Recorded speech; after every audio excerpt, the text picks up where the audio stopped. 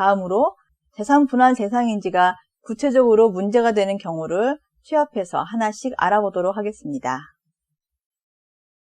먼저 혼인기간 중 부부 일방의 명의로 취득한 재산에 대해서인데요. 혼인기간 중 부부 공동의 협력에 의해서 취득한 재산은 부부 일방의 명의로 되어 있는 재산이라고 해도 당연히 재산 분할의 대상이 된다고 하겠습니다. 즉, 부부가 혼인기간 중 돈을 모아 남편의 명의로 집을 산 경우 아내는 이혼을 하면서 이 집에 대해 남편을 상대로 재산 분할 청구를 할 수 있다고 하겠습니다. 다음으로 부부의 일방이 혼인 전부터 가지고 있던 재산이나 상속이나 증여에 의해서 취득한 재산 또는 이러한 재산을 기초로 해서 형성한 재산은 어떻게 되는지 궁금하실 텐데요. 원칙적으로 부부가 혼인 중에 공동의 협력에 의해서 이룩한 재산이 아니기 때문에 분할 대상이 되지 않는다고 하겠습니다. 그러나 이런 재산의 경우에도 다른 일방이 적극적으로 그 재산의 유지에 협력을 해서 감소를 방지하였다거나 혹은 증식에 협력하였다고 볼 만한 특별한 사정이 있는 경우에는 분할의 대상이 될 수 있습니다. 판례 역시 부부 중 일방이 상속받은 재산이거나 이미 처분한 상속 재산을 기초로 형성된 부동산이더라도 이를 취득하고 유지하는 데 있어 상대방의 가사노동이 직간접적으로 기여한 것이라면 재산 분할의 대상이 된다라고 하고 있습니다.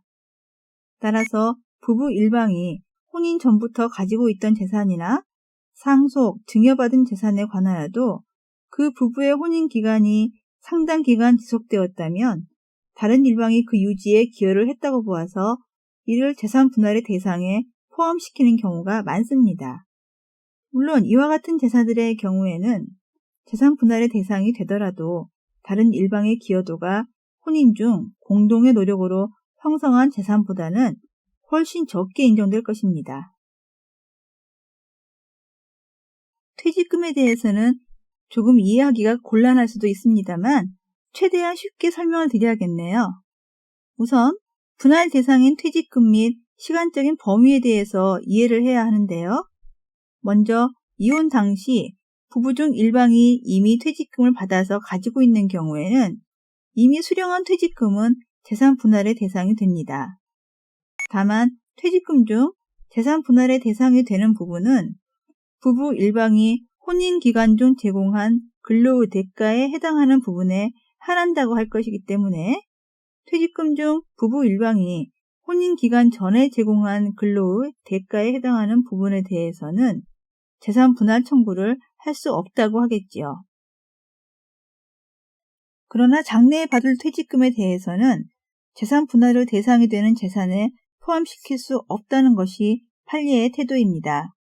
즉 판례는 부부 일방이 이혼 당시 직장에 근무하고 있는 경우 퇴직일과 수령할 퇴직금이 확정되었다는 특별한 사정이 없다면 장차 퇴직금을 받을 개연성이 있다는 사정만으로 장래의 퇴직금을 청산의 대상이 되는 재판에 포함시킬 수 없고 장래 퇴직금을 받을 개연성이 있다는 사정은 재산 분할의 액수와 방법을 정하는 데 필요한 기타 사정으로 족하다라고 하고 있습니다.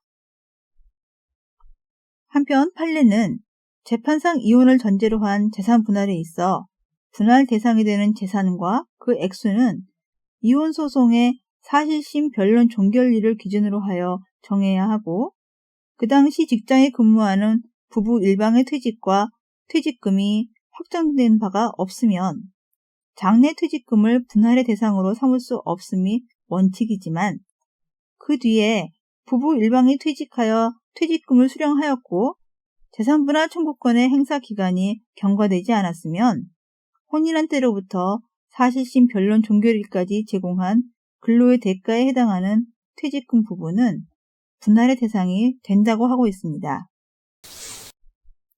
예를 들어서 A와 B는 이혼 소송을 하여 2007년 5월 4일 이혼이 성립되었는데 당시 B는 직장을 다니고 있어서 A는 B의 장래 퇴직금에 대해 재산 분할을 청구할 수가 없었던 경우에 그 후 B가 2008년 1월경 직장을 그만두고 퇴직금을 수령하였다면 재산분할 청구권의 제척기간이 2년이기 때문에 A는 2008년 2월경까지는 이 퇴직금에 대하여 법원에 재산분할 심판 청구를 하면서 퇴직금에 대한 재산분할을 받을 수 있는 겁니다.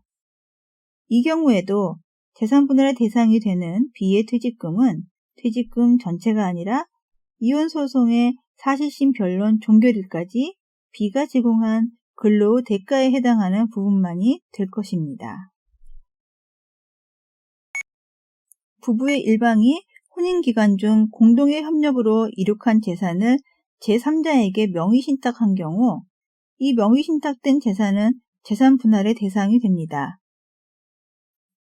부부가 혼인을 한 후에 부부 일방이 상대방을 물심양면으로 지원을 해서 상대방이 전문이나 변호사와 같은 전문 자격을 취득하게 하였는데 자격 취득 후에 얼마 지나지 않아서 이혼을 하게 되는 경우도 있습니다.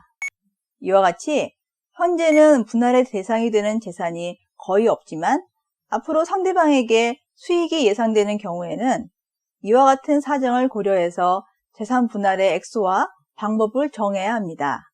다만 재판부에 따라서는 현재 분할할 재산이 거의 없는 경우에는 이 점을 고려해서 위자료의 액수를 높이 책정하는 경우도 있는 것으로 보입니다.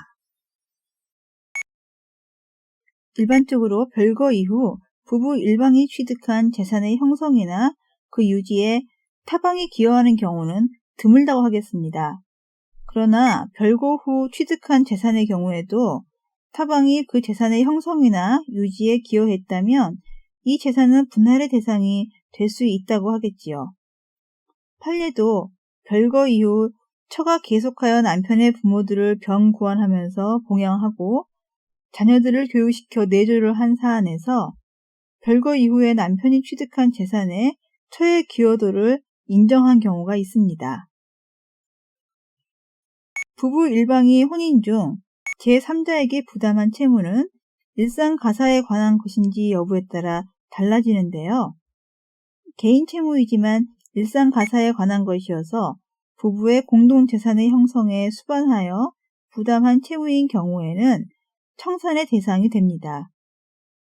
이 경우 분할의 대상이 되는 총 재산 가액에서 공동재산의 형성과 관련된 채무를 공제하면 남는 금액이 없는 경우에는 재산 분할 청구가 인정될 수 없습니다.